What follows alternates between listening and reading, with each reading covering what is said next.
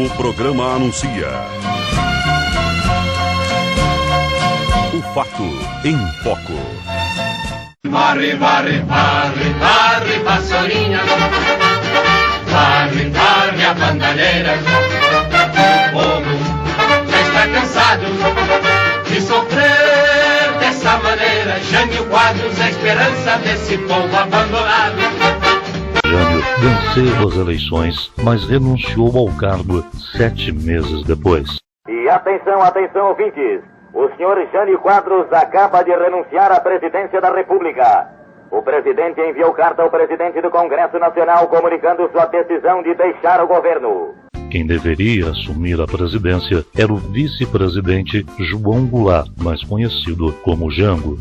Goulart era do PTB, o Partido Trabalhista Brasileiro, e ligado aos sindicatos de trabalhadores. Por causa disso, a oposição e os militares quiseram impedir a sua posse, acusando Jango de ser simpático ao comunismo.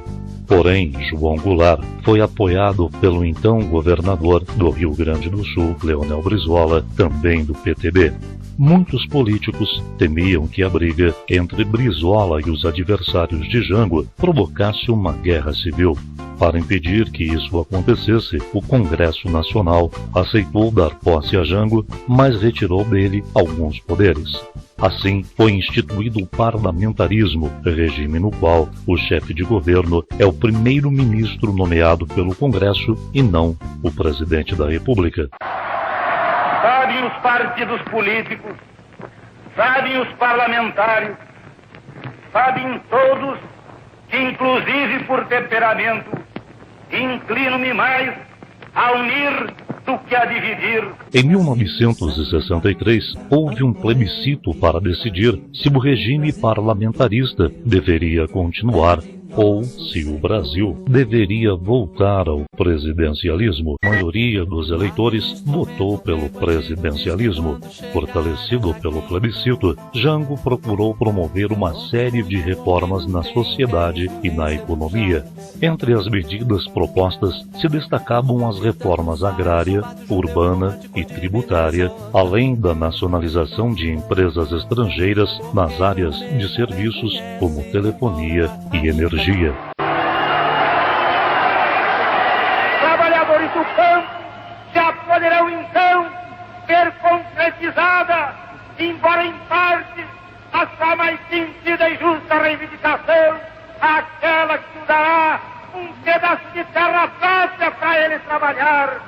Essas medidas provocaram revolta entre os grupos mais ricos da sociedade e entre os chefes militares e a oposição política. Todos eles acusavam as reformas propostas pelo governo de favoráveis ao comunismo. Entre os militares, teve início uma conspiração para derrubar o presidente da República. No dia 31 de março de 1964, forças do Exército, baseadas em Minas Gerais, cujo governador era do partido da UDN, começaram a se deslocar para o Rio de Janeiro. Seu objetivo era depor o presidente João Goulart por meio de um golpe de Estado. Imediatamente, chefes militares de todo o país colocaram suas tropas de prontidão em apoio aos golpistas de Minas Gerais. As greves e protestos se intensificaram. Quando a agitação chegou aos soldados e marinheiros, os generais decidiram agir contra a subversão. Os militares não estavam sozinhos. 2 semanas antes, a Marcha da Família com Deus pela Liberdade tinha reunido 500 mil de pessoas em São Paulo. No dia em que os militares avançam, o faro jornalístico de um cinegrafista traz ao telespectador, em primeira mão, a verdadeira versão do que estava acontecendo no país. Diante destes fatos, no dia 1º de abril de 1964, o Congresso Nacional declarou vaga a presidência da República, embora o presidente ainda estivesse em território brasileiro. 31 de março de 1964, data da segunda independência do Brasil.